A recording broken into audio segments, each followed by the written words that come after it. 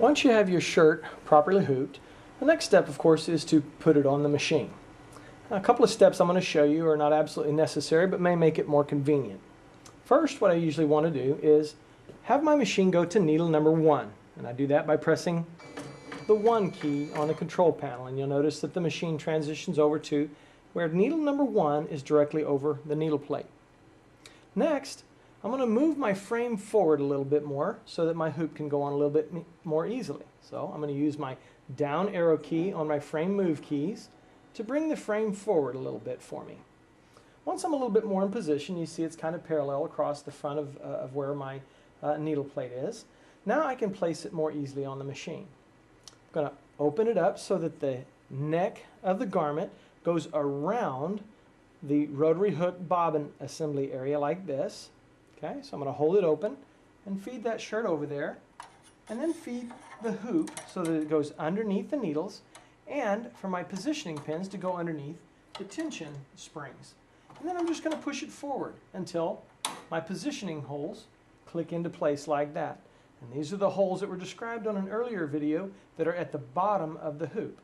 Now once it's in position, it's very important that you check to make sure there's no fabric between the needle plate and the bottom of the hoop, or it'll stitch your garment together.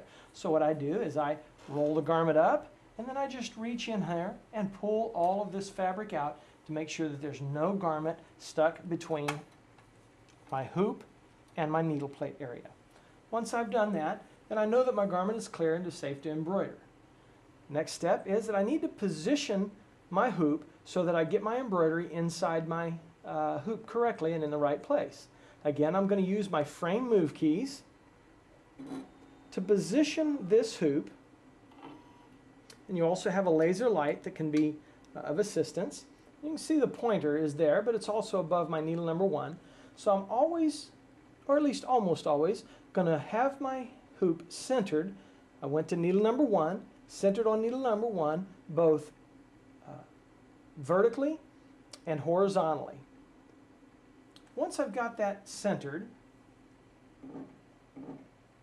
my position correct, as long as my design is small enough to fit inside the hoop and it's been properly done, then my design should sew inside the hoop with no trouble whatsoever, and it should also be in the correct location, and it should also be straight to the garment.